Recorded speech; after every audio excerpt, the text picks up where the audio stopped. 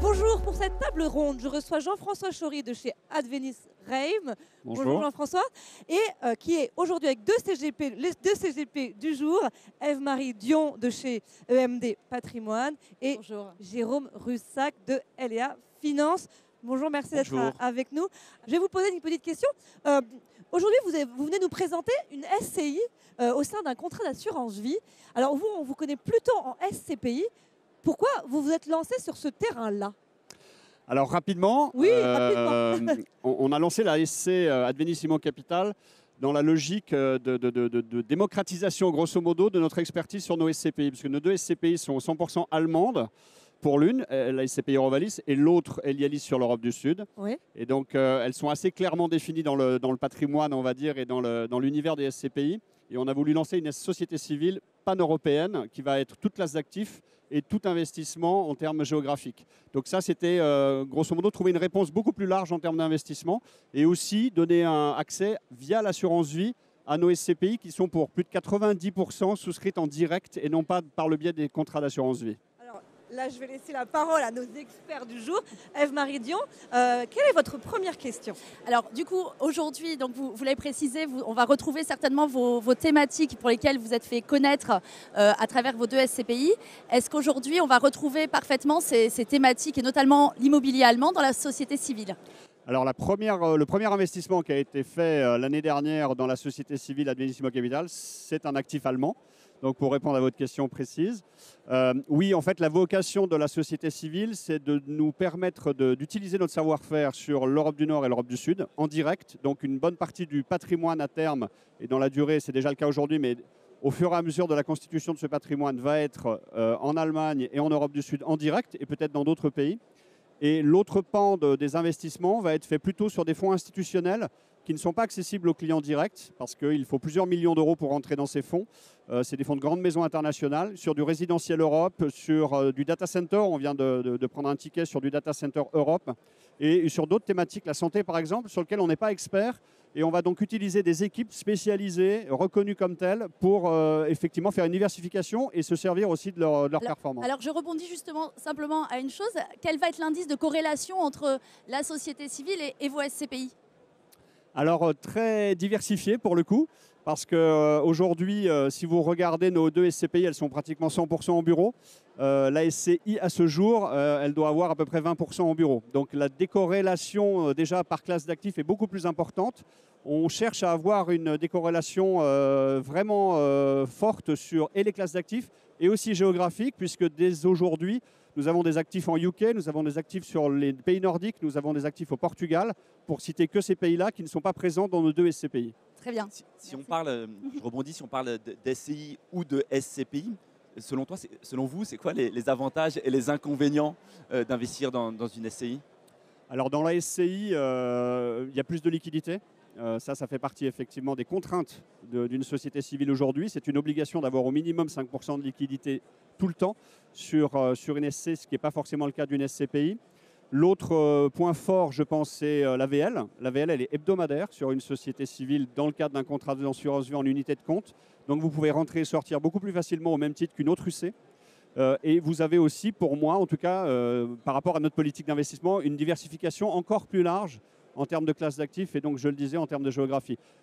Accessoirement, juste dernier point, il y a beaucoup moins de frais aussi, puisque les frais sont à 2% acquis sur la société civile, ce qui est plus cher en règle générale sur des SCPI. Et vous avez des frais de gestion à contrario. Donc pour les distributeurs, ce qui est intéressant dans le cadre des contrats d'assurance vie, c'est qu'il y a du running et ça peut faire partie aussi des objectifs de certains réseaux de distribution. Ok, merci. Et du coup, donc vous parliez d'être un peu opportuniste en fonction des zones géographiques et des typologies d'actifs. Vers quelle typologie d'actifs vous pensez que vous serez le plus représenté au début, en tout cas, de l'acquisition, des acquisitions? Alors aujourd'hui, on ne s'est pas mis de contraintes, ce qui est important dans la société civile, dans le sens où on ne s'est pas mis de contraintes de pourcentage en termes de classe d'actifs ou de représentation géographique, pour justement être le plus libre possible et être le plus opportuniste possible en fonction des opportunités du marché. Il y a 2 ans, personne ne voulait aller dans le commerce et dans l'hôtellerie de tourisme. Aujourd'hui, je pense que c'était une très bonne idée d'aller sur ces classes d'actifs-là. Donc on a représenté aujourd'hui du commerce et de l'hôtellerie dans notre société civile. En tout cas, on va le faire de manière plus récurrente. On avait, nous, pas de logistique. On en a déjà un petit peu acheté. Ce n'est pas dit qu'on en rachète encore dans les semaines et dans les mois qui viennent. Donc voilà, donc l'idée, c'est vraiment d'avoir une SC qui va nous permettre d'avoir une classe d'actifs beaucoup plus large. Pour répondre exactement à votre question, je pense qu'on essaye de faire pas un fonds indiciel comme on pourrait le trouver dans les marchés financiers, mais c'est un petit peu l'idée. On sait aujourd'hui au niveau européen qu'on a grosso modo entre 200 et 300 milliards d'investissements, que cette classe d'actifs sur certains pays comme la France et l'Allemagne, c'est 40 à 50% de bureaux. Mais quand on regarde d'un point de vue plus large, c'est un peu autour de 30%. Notre idée, c'est ça, c'est d'avoir une classe d'actifs diversifiée, grosso modo 30% bureaux, du résidentiel à hauteur de 20%. Je vous donne des chiffres pour vous donner des ordres d'idées. Du commerce, de l'hôtellerie, de la logistique, du data center et de l'industriel. Voilà. Donc l'idée, c'est être opportuniste réellement. Réellement opportuniste. On parle d'investissement immobilier. On est dans une période particulière de forte remontée des taux, de tensions inflationnistes. Si en 2023, on connaissait comme dans les années 90 un gros crack immobilier, ce serait quoi l'impact sur les SCI? Alors c'est forcément sur la valeur, en toute transparence, parce que je ne crois pas qu'on sorte d'une crise sans avoir d'impact sur les valeurs. Donc forcément, à très court terme, on aurait des sujets de valorisation, comme n'importe quel support immobilier d'ailleurs, que ce soit SCPI direct ou d'autres classes d'actifs immobilières. Donc ça, c'est à court terme toujours gênant. Maintenant, c'est toujours, et là, ce n'est pas moi qui vais vous remplacer dans vos métiers par rapport à vos clients. On regarde ça sur du long terme. Les durées recommandées d'une société civile, c'est 9 ans. Et donc un cycle immobilier, j'ai un peu de cheveux blancs malheureusement, mais on dit toujours qu'un cycle immobilier, c'est 15 ans. Donc si on s'organise effectivement d'un point de vue patrimonial en termes d'allocation d'actifs sur du long terme, je ne crois pas qu'il y ait de problème. Et nous, au contraire, en tant qu'investisseurs, ça sera certainement une très bonne opportunité d'investissement parce que quand les marchés baissent, c'est vraiment là où il faut acheter. Et donc il y a des sujets effectivement de gestion de liquidité à court terme et de réinvestissement dans un bon timing. Donc ça, c'est vraiment important. Après, juste une petite parenthèse sur les remontées de taux et l'inflation. On va avoir normalement un peu d'indexation sur nos loyers. Donc comme nous on achète de l'immobilier, il y a des locataires en face.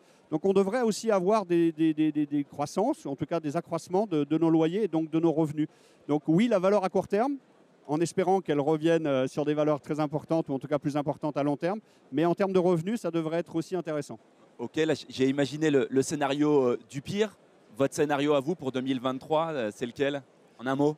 Bon, on va essayer de ne pas forcément dire le pire, mais on pense effectivement que le marché va être un petit peu plus compliqué que ce qu'on a connu. Enfin, on ne va pas dire que pour utiliser des vieux adages, on a mangé notre pain blanc. Mais je pense que clairement aujourd'hui, en ce qui concerne les investisseurs en immobilier et les gestionnaires en immobilier, aujourd'hui, il ne faut pas qu'on regarde un actif comme un pur produit financier, ce qu'on a fait pendant de nombreuses années, c'est-à-dire qu'on rentre les données dans un tableur Excel, le rendement est là, on achète. Aujourd'hui, d'une part, il y a les problématiques ESG qui sont rentrées chez tout le monde et des obligations importantes, aussi bien sur le réglementaire, mais aussi bien en termes d'économie d'énergie. Et quand on sait que l'énergie va coûter de plus en plus cher, c'est d'autant plus important d'avoir des actifs qui sont vertueux et efficients énergétiquement parlant. Donc on pense effectivement qu'on va avoir un gros travail d'asset management sur nos actifs, que ça risque de peser sur effectivement nos rendements parce qu'il y a des coûts. Aussi, la remontée des taux va faire en sorte qu'on va avoir des coûts d'emprunt et des financements un peu plus chers. Donc voilà, donc ça devrait jouer normalement sur une baisse des rendements, somme toute logique, et peut-être aussi à court terme sur les valorisations. Alors, je vais rester un instant sur le risque. Juste pour vous nous avez parlé de l'UK tout à l'heure pour investir. Et comment est traité le risque de change? Alors, le risque de change, en règle générale, il y a des couvertures. Donc, ça s'achète, un risque de change. Donc, quand on parle effectivement d'investissement au UK, là, on est passé par un fonds international et il y a des risques de change et donc il y a de la couverture en face. Ouais. Et je change parce que je rebondis aussi sur une autre chose qui vient d'être dite. Et je voulais savoir sur vos engagements en matière de durabilité par rapport à toutes les réformes qu'il va y avoir, notamment pour d'ici 2030 dans l'immobilier. Comment vous positionnez-vous aujourd'hui dans vos investissements? Alors nos deux SCPI, Rovalis et Lialis, sont labellisés ISR depuis février 2022. Donc on est déjà dans des plans de progression à 3 ans, à 5 ans sur l'intégralité de nos actifs. Donc ça, on a déjà mis cette machine en marche. Sur la société civile, elle n'est pas encore labellisée, mais ça risque d'être le cas, en tout cas. C'est une volonté, en tout cas. Nos objectifs, pardon. Et par contre, on a quand même beaucoup acheté d'actifs certifiés. Le premier actif qu'on a acheté en Allemagne, il est certifié. Donc il a un DGNB Gold sur cet actif. On a beaucoup acheté de fonds aussi qui sont labellisés ISR. Donc grosso modo, on a plus de 50-60% parce que ça évolue assez régulièrement. Mais c'est de cet ordre-là de fonds qui sont labellisés ISR à l'intérieur même de notre société civile. C'est l'avantage d'être une nouvelle société et d'être en création. Même si on n'est pas encore labellisé ISR, on a quand même une majorité de fonds qui sont labellisés. La volonté est là et de toute façon l'obligation est là, je pense aussi. On parlait il y a quelques secondes de valorisation et de rendement. Ma question, elle est simple. Est-ce que vous versez 100% de la rentabilité? C'est quoi le schéma de versement des rentabilités dans une SCI, dans votre SCI? Alors, c'est de la capitalisation, ce n'est pas de la distribution sur la société civile. Donc, ça vient impacter la valeur de la part.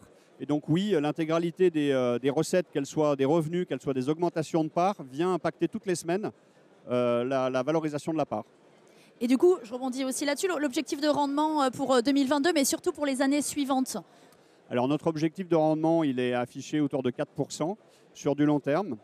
À court terme, on est un petit peu mieux que ça, mais la volonté, effectivement, c'est d'être autour de 4% parce qu'on estime qu'en fonction de la qualité des actifs qu'on veut acheter, de leur emplacement, on est en capacité, effectivement, de pouvoir délivrer un coupon qui serait de cet ordre-là. Je prends du conditionnel parce que on parlait des périodes de crise, peut-être qu'à court terme, ça pourrait ne pas être ça. Sur ces belles prévisions, on va s'arrêter là. Je suis désolée, ça passe très très vite.